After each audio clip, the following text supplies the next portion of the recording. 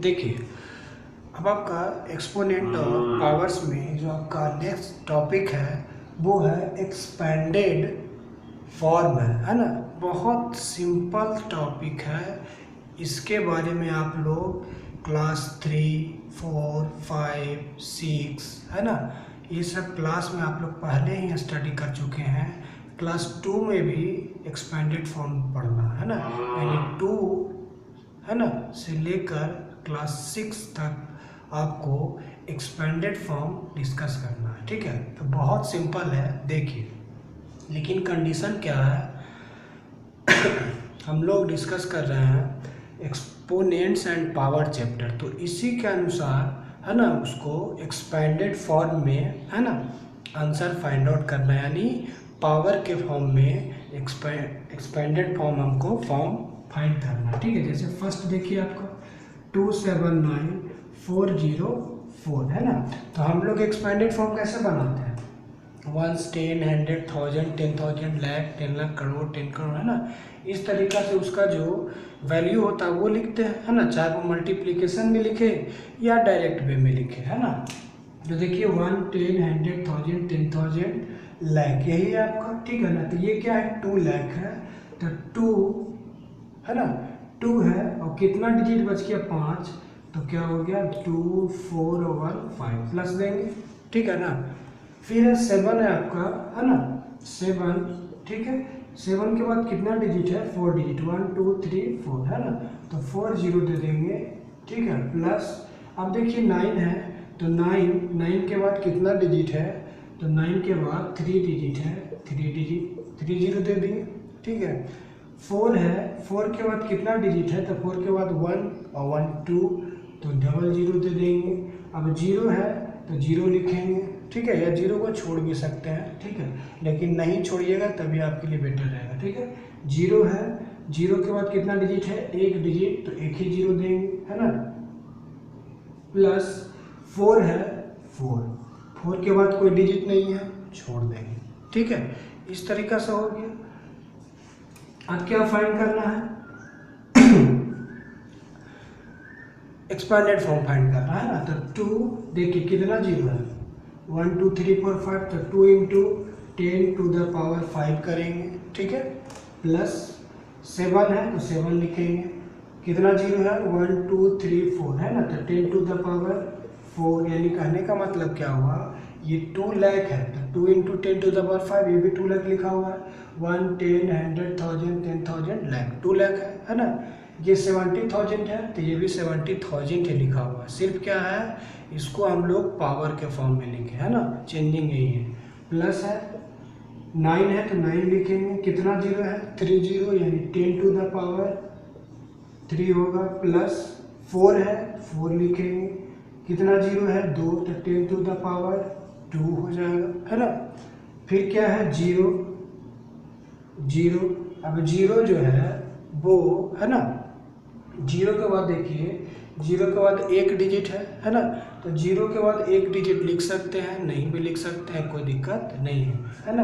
अब क्या है, तो 0 इंटू 10 टू द पावर क्या होगा, 1 होगा है ना, 10 टू द पावर 1 होगा, इंटू 4 है ना, तब 4 में क्या लिखेंगे, 4 में लिखेंगे 10 to the power 0, 10 to the power 0। क्यों लिखेंगे, क्योंकि 10 टू द पावर 0 यानी एक्सपोनेंट जब 0 है तो उसका वैल्यू क्या होता है 1 है ना, यानी 10 टू द पावर 0 का वैल्यू क्या हो गया 1 है ना, तो 4 इंटू 1 करेंगे तो क्या आएगा 4 ही आएगा है ना, तो ये क्या हो गया आपका आंसर हो गया। ठीक है, अब सेकंड क्वेश्चन देखिए, सेकंड है आपका, अब मैं आपको शॉर्ट में बता देता हूँ। ठीक है, 3 है तो 3 लिखिएगा इंटू, ठीक है, 3 के बाद कितना डिजिट है 2 4 6, तो लिखेंगे 10 टू द पावर 6। ठीक है, प्लस करेंगे, फिर 0 है 0 लिखेंगे, 0 के बाद कितना डिजिट है 2 और 3 5, तो 0 इंटू 10 टू द पावर 5 है ना, प्लस करेंगे, फिर 0 है तो फिर 0 लिखेंगे, 0 के बाद अब कितना डिजिट है 4, तो into 10 to the power 4 plus करेंगे। अब मेरे पास क्या आ गया 6 है ना, तो 6 के बाद कितना डिजिट है 3 डिजिट, तो 10 टू द पावर 3 हो गया, ठीक है, प्लस हो गया 1 लिखेंगे, ठीक है। 1 के बाद कितना डिजिट है 2, तो लिखेंगे 10 टू द पावर 2 प्लस अब है 9, तो 9 लिखेंगे, है ना।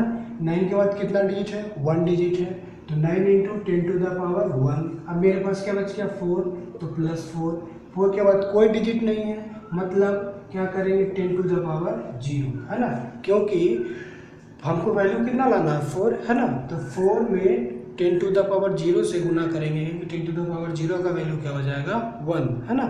4 में 1 से करेंगे तो 4। अब देख लीजिए सही बना है गलत बना है ना।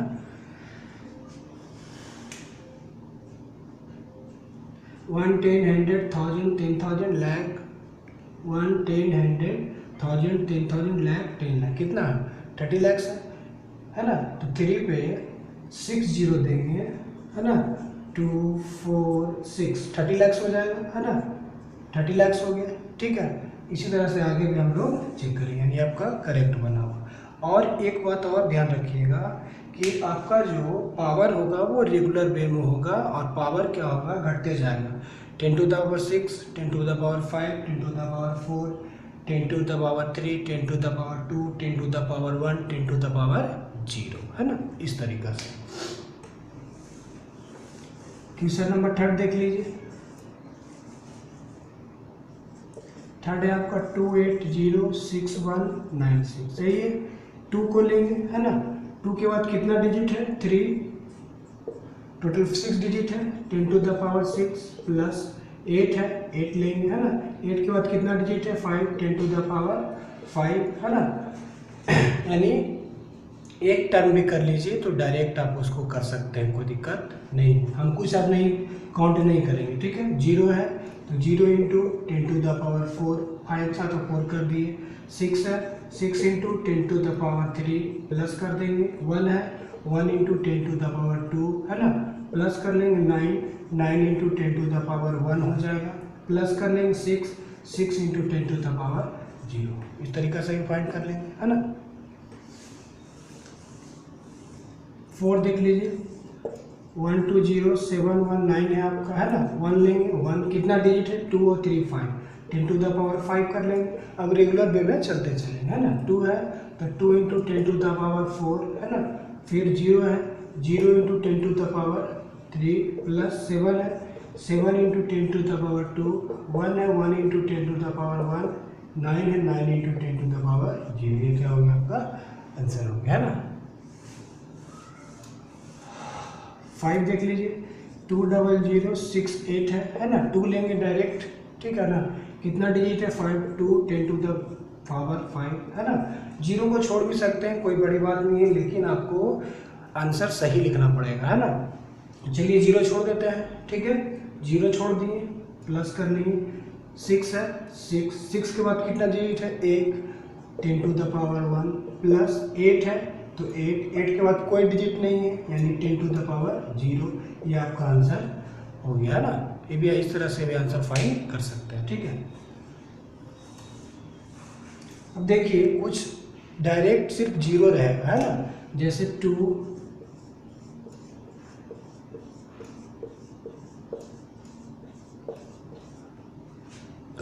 इतना लिखा हुआ है, इसको एक्सपेंडेड फॉर्म में करना है। इसको एक्सपेंडेड फॉर्म में कैसे कीजिएगा, है ना।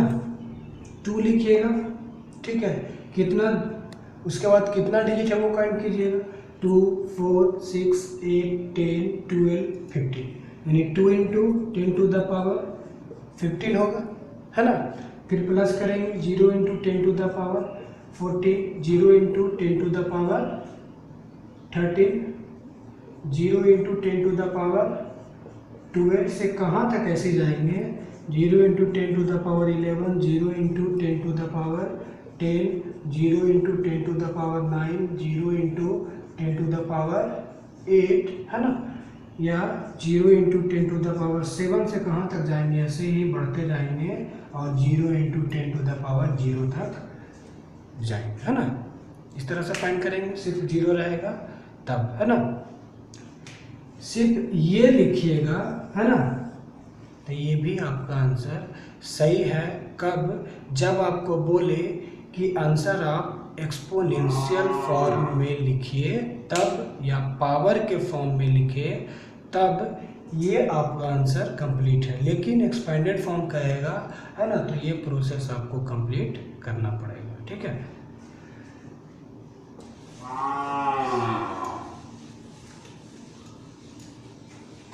लेकिन अगर आपसे ऐसे ही पूछ सकता है 1,004, है ना, तो 1 इंटू कितना हो जाएगा, 10 टू द पावर 3 हो जाएगा, है ना, और 0 छोड़ देंगे तो 4 इंटू 10 टू द पावर क्या हो जाएगा, 0, क्योंकि 4 के बाद कोई डिजिट नहीं है, क्या हो गया आपका आंसर हो गया, है ना। तो ध्यान से बनाइएगा, जब आंसर फाइंड कीजिएगा तो ध्यान से बनाइएगा। ठीक है।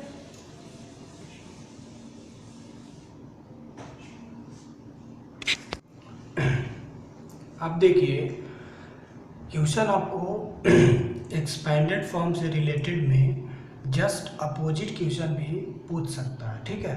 जैसे ये जो फाइंड किया हुआ है ये एक्सपेंडेड फॉर्म में है ना, एक्सपोनेंट और पावर में। ठीक है ना, एक्सपेंडेड फॉर्म में है। तो क्वेश्चन देखिए क्या लिखा हुआ है, फाइंड द नंबर फाइंड कीजिए। ठीक है, from each of the following expanded form. ये है फ्रॉम लिखा हुआ और ये है फॉर्म लिखा हुआ, है ना। फॉर्म का मतलब रूप होता है ना, और फ्रॉम का मतलब होगा से। ठीक है ना। तो find the number from each of the following expanded form, यानी एक्सपेंडेड फॉर्म से, है ना, एक्सपेंडेड फॉर्म से फाइंड द नंबर फाइंड कीजिए। ठीक है ना। देखिए लॉन्ग में पहले मैं आपको बता देता हूँ, फिर शॉर्ट में बता देता हूँ। ठीक है। 8 इंटू 10 टू द पावर 4 लिखा हुआ है ना। तो 8 इंटू 10 टू द पावर 4 का मतलब क्या हो जाएगा, है ना, 8 पे कितना जीरो, है ना, तो 4 है, 1 2 3 4, है ना, इतना हो गया। फिर प्लस 6 है इंटू 10 टू द पावर 3, तो 10 टू द पावर 3 का मतलब क्या होगा, 10 इंटू 10 इंटू 10, यानी 1 पे कितना जीरो, 3 जीरो, है ना, यानी 6 पे कितना जीरो हो जाएगा, 3 जीरो, प्लस 0 पे कितना जीरो हो जाएगा, 10 पे पावर 2 है ना, तो double zero, plus 4 raise to the power 1 है, यानी कितना, 4 पे कितना जीरो देंगे, 1, और 5 रेस टू द पावर 0 है, यानी 5 पे 5 के आगे कोई भी जीरो पुट नहीं करेंगे, है ना, क्योंकि रेस टू द पावर क्या है, 0 है ना। ये आपका क्या हो गया, अभी आंसर फाइंड नहीं हुआ। ठीक है। अब देखिए सबको जोड़िएगा, है ना, सबको जोड़िएगा तो यही आएगा 8 6 0 4 5, ये क्या हो गया आपका आंसर हो गया। देखिए कितना लिखा हुआ है, ये आपका 80,000, 1 10 100 1000 10,000 80,000, ये भी है ना। इस तरीक़ा से भी आंसर फाइंड कर सकते हैं। ठीक है। और नहीं इस तरीक़ा से आंसर फाइंड कर सकते हैं। ठीक है। और नहीं तो ऐसे फाइंड कर सकते हैं। ठीक है। और में देखिए जब आपका एक्सपोनेंट रेगुलर वे में हो, यानी 4 3 2 1 0 रेगुलर वे में हो, यानी 2 के बाद 0 रहेगा तब डिफरेंट हो जाएगा, है ना, 3 के बाद 1 रहेगा तब डिफरेंट हो जाएगा, है ना। रेगुलर वे में है तब डायरेक्ट आंसर फाइंड कर सकते हैं। 8 है तो 8 लिखेंगे, है ना, 6 है तो 6 लिखेंगे, 0 है तो 0 लिखेंगे, है ना, 4 है तो 4 लिखेंगे, 5 है तो 5 लिखेंगे, क्या हो गया आपका आंसर हो गया। ये नंबर हो गया आपका फाइंड, है ना। लेकिन क्वेश्चन डिफरेंट टाइप से भी रहेगा, है ना, वो देख लीजिए 2 जैसे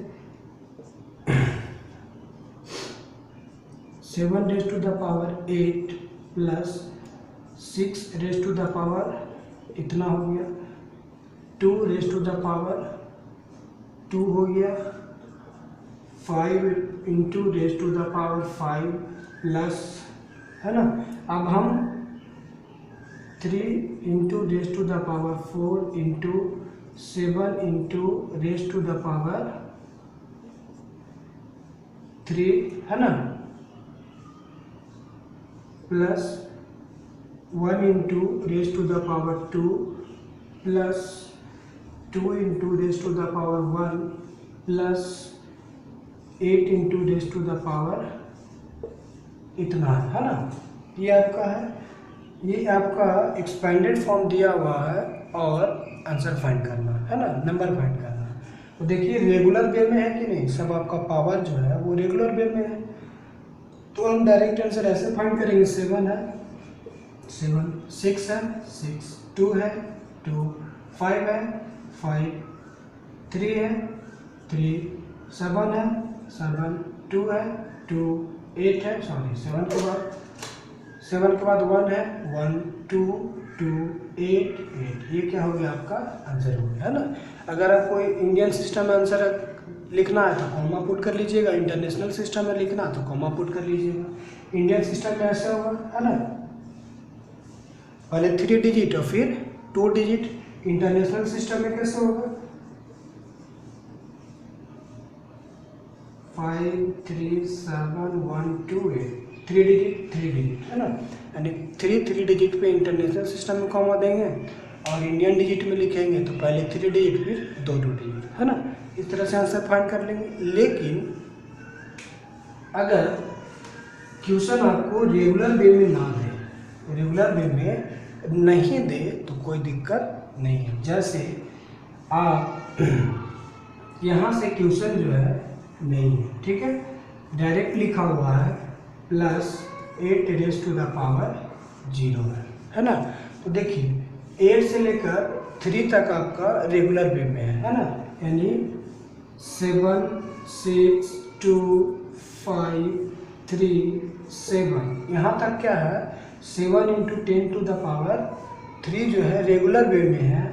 और यहाँ पे क्या है, अब आ गया 8 × 10 टू द पावर 0 आ गया, यानी क्या करेंगे अब हम लोग, अब यहाँ पे देखिए 3 है तो फिर 10 टू द पावर 2 आता, 10 टू द पावर 1 आता है ना। यानी कहने का मतलब है कि 2 टर्म जो है गैप किया हुआ है, तो जब 2 टर्म गैप किया हुआ है तो 2 0 पुट कर देंगे है ना, 2 0 पुट कर देंगे और क्या है 8, तो 8 लिख लेंगे है ना। ये आपका क्या हो गया आंसर, यानी जितना टर्म गैप करे है ना, कहीं पे भी गैप करे उतना 0 हम वहाँ पे पुट कर देंगे, ठीक है ना। ये क्या हो गया आपका आंसर फाइंड आउट हो गया।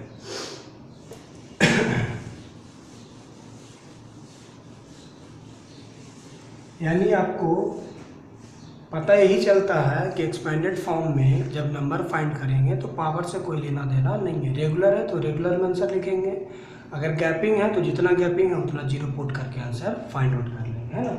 एक और लास्ट देख लीजिए, ठीक है, 6 × 10 to the power 7, 4 × 10 to the power 6,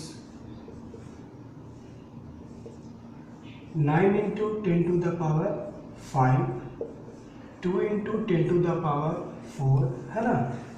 फिर प्लस में है 7 × 10 टू द पावर 0 है ना, यही है आपका, ठीक है। तो क्या कीजिएगा, देखिए 4 के बाद गैपिंग है, 4 के बाद डायरेक्ट क्या पावर 0 आ गया। रेगुलर में कहाँ तक है 7 6 5 4, यहीं तक रेगुलर है तो इसको लिखेंगे है ना, 6 4 9 2 लिख लिए, ठीक है। अब क्या है 4 के बाद गैपिंग है 10 to the power 3, 10 to the power 2, 10 to the power 1, तब ना आएगा 10 टू द पावर 0, ठीक है। तो 3 टर्म गैपिंग है तो 3 टर्म 3 0 लिख लेंगे और 7 है तो 7, ये क्या हो गया आपका आंसर हो गया है ना। तो आई होप समझ में आपको आ गया होगा, ठीक है। ये आपका एक्सपेंडेड फॉर्म कंप्लीट हो गया, ठीक है।